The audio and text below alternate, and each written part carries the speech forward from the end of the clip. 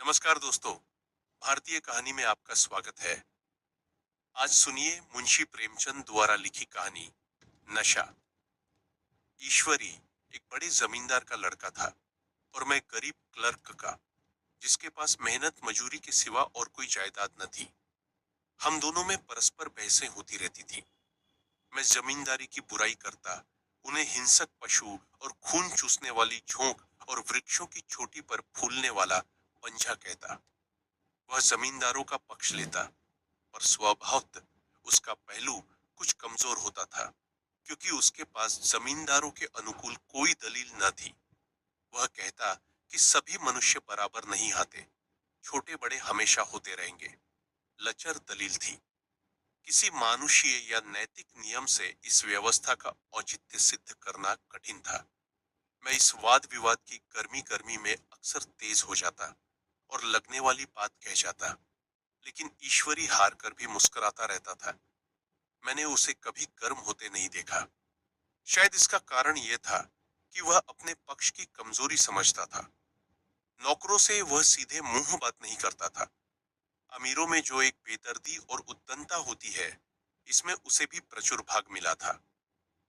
नौकर ने बिस्तर लगाने में जरा भी देर की, दूध जरूरत से ज्यादा गर्म या ठंडा हुआ, साइकिल अच्छी तरह साफ नहीं हुई, तो वह आपे से बाहर हो जाता।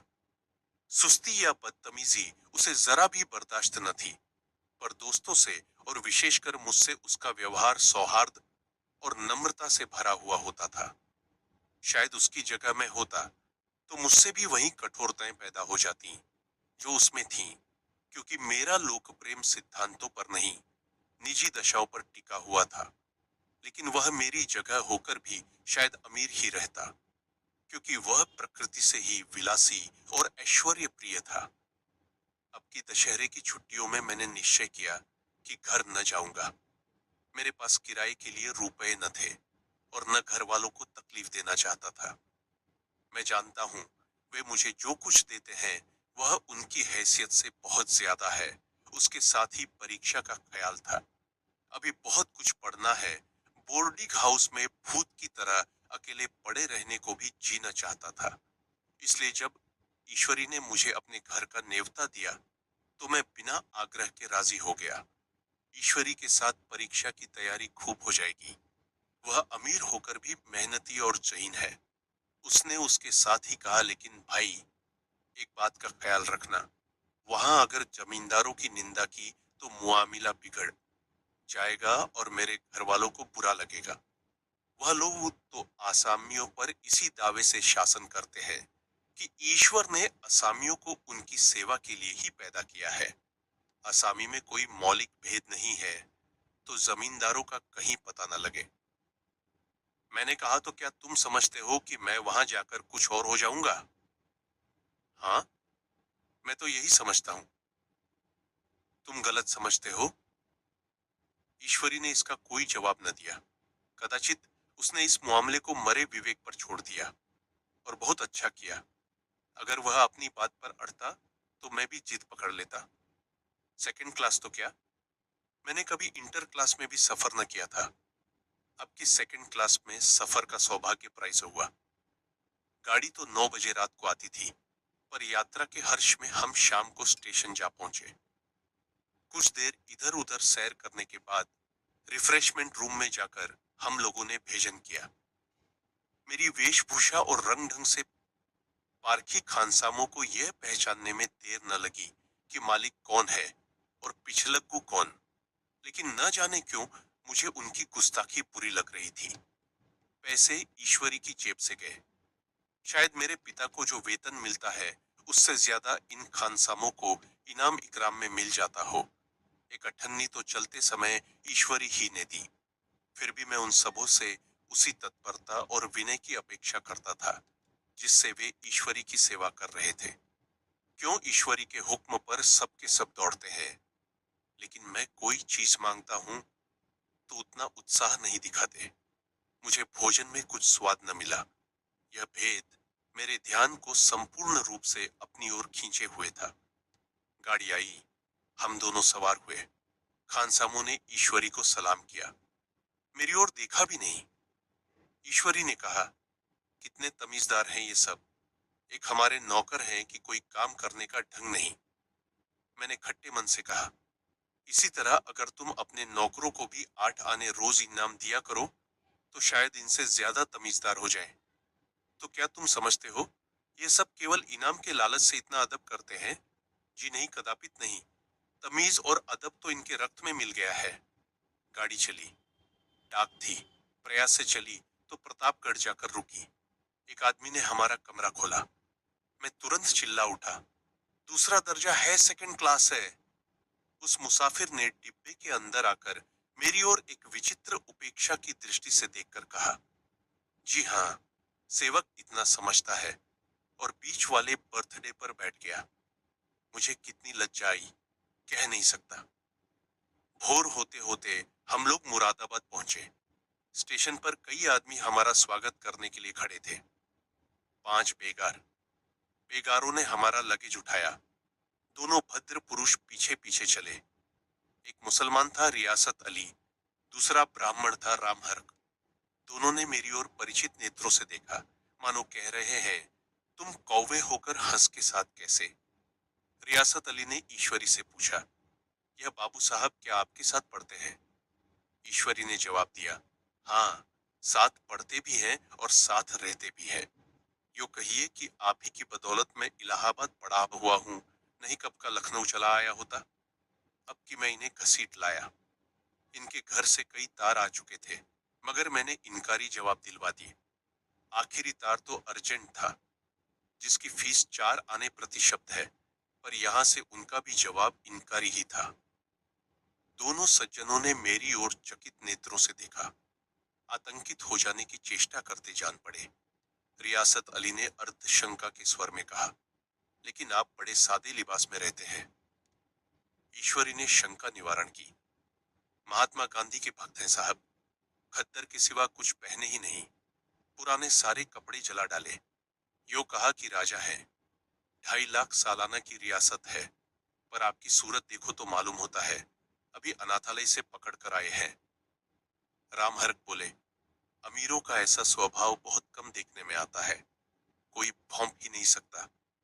रियासत अली ने समर्थन किया, आपने महाराजा चौंगली को देखा होता तो दोनों तले उंगली दबा दी। एक गाढ़े की मिर्जई और चमरौंधी जूते पहने बाजारों में घुमा करते थे।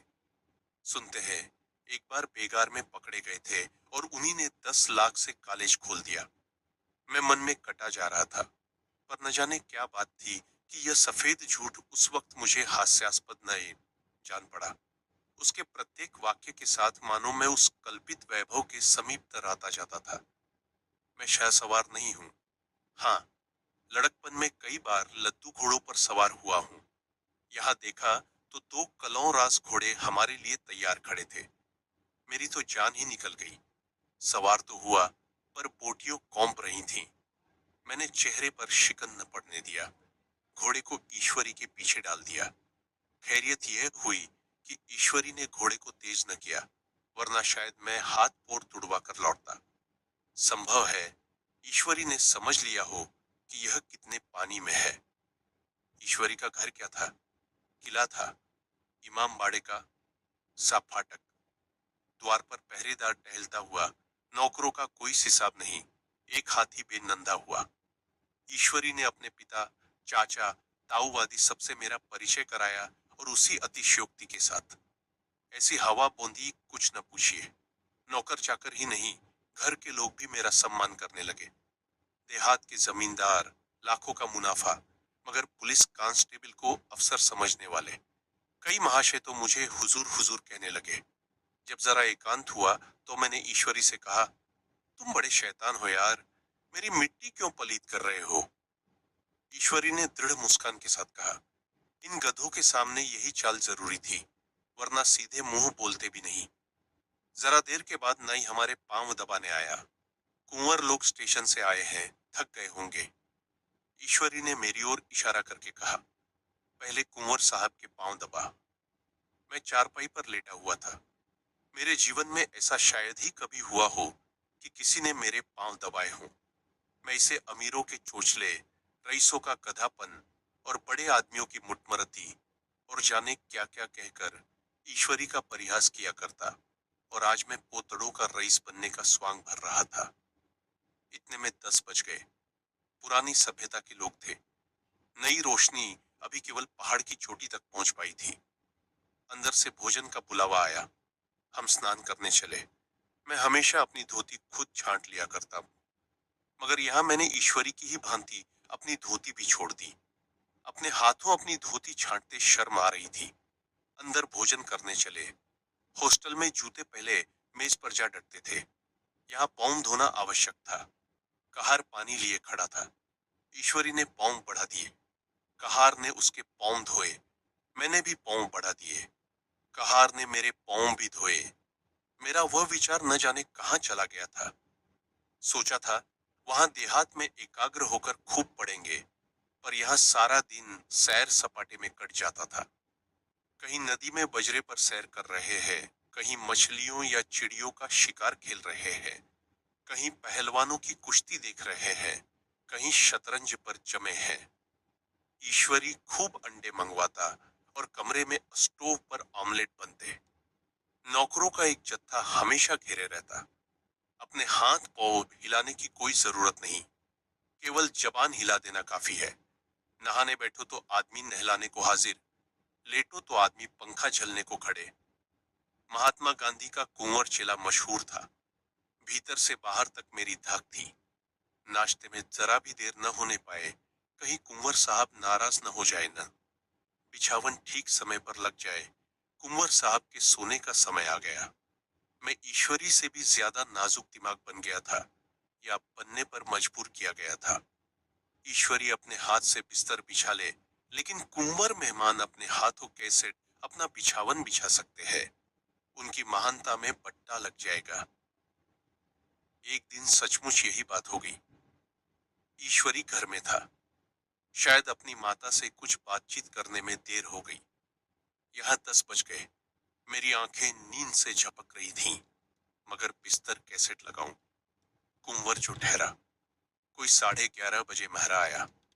बड़ा मुंह लगा नौकर था। घर के धंधों में मेरा बिस्तर लगाने की उसे सुधि ही न रही। अब जो याद आई तो भागा हुआ या आया। मैंने ऐसी दौड़ बताई कि उसने भी याद किया होगा। ईश्वरी मेरी दौड़ सुनकर बाहर निकल आया और बोला, तुमने बहुत अच्छा किया। यह सब हरामखोर इसी व्यवहार के योग्य है। इसी तरह ईश्वरी एक दिन एक जगह दावत में गया हुआ था। शाम हो गई, मगर लैंप मेज पर रखा हुआ था। दियासलाई भी थी, लेकिन ईश्वरी खुद कभी लैंप नहीं जलाता था। फिर कुंवर साहब कैसे जलाए न। मैं झुंझला रहा था। समाचार पत्र आया रखा हुआ था। जी उधर लगा हुआ था, पर लैंप नदारद। दैवयोग से उसी वक्त मुंशी रियासत अलिया निकले। मैं उन्हीं पर उबल पड़ा। ऐसी फटकार बताई कि बेचारा उल्लू हो गया। तुम लोगों को इतनी फिक्र भी नहीं कि लैंप तो जलवा दो। मालूम नहीं ऐसे कामचोर आदमियों का यहाँ कैसे गुजर होता है। मेरे यहाँ घंटे भर निर्वाह न हो। रियासत अली ने कौंपते हुए हाथों से लैंप जला दिया। वहां एक ठाकुर अक्सर आया करता था। कुछ मनचला आदमी था। महात्मा गांधी का परम भक्त। मुझे महात्मा जी का चेला समझकर मेरा बड़ा लिहाज करता था, पर मुझसे कुछ पूछते संकोच करता था। एक दिन मुझे अकेला देखकर आया और हाथ बांधकर बोला, सरकार तो गांधी बाबा के चेले हैं ना। लोग कहते हैं कि यह सुराज हो जाएगा तो जमींदार न रहेंगे। मैंने शान जमाई, जमींदारों के रहने की जरूरत ही क्या है। ये लोग गरीबों का खून चूसने के सिवा और क्या करते हैं। ठाकुर ने फिर पूछा, तो क्यों सरकार, सब जमींदारों की जमीन छीन ली जाएगी। मैंने कहा, बहुत से लोग तो खुशी से दे देंगे। जो लोग खुशी से न देंगे उनकी जमीन छीननी ही पड़ेगी। हम लोग तो तैयार बैठे हुए हैं। ज्यों ही स्वराज्य हुआ अपने इलाके असामियों के नाम हिबा कर देंगे। मैं कुर्सी पर पांव लटकाए बैठा था। ठाकुर मेरे पांव दबाने लगा। फिर बोला, आजकल जमींदार लोग बड़ा जुल्म करते हैं सरकार। हमें भी हुजूर अपने इलाके में थोड़ी सी जमीन दे दें तो चलकर वहीं आपकी सेवा में रहे। मैंने कहा, अभी तो मेरा कोई अख्तियार नहीं है भाई, लेकिन ज्यों ही अख्तियार मिला मैं सबसे पहले तुम्हें बुलाऊंगा। तुम्हें मोटर ड्राइवरी सिखाकर अपना ड्राइवर बना लूंगा। सुना, उस दिन ठाकुर ने खूब भंग पी और अपनी स्त्री को खूब पीटा और गांव महाजन से लड़ने पर तैयार हो गया। छुट्टी इस तरह तमाम हुई और हम फिर प्रयाग चले। गांव के बहुत से लोग हम लोगों को पहुंचाने आए। ठाकुर तो हमारे साथ स्टेशन तक आया। मैंने भी अपना पार्ट खूब सफाई से खेला और अपनी कुबेरोचित विनय और देवत्व की मुहर हर एक हृदय पर लगा दी।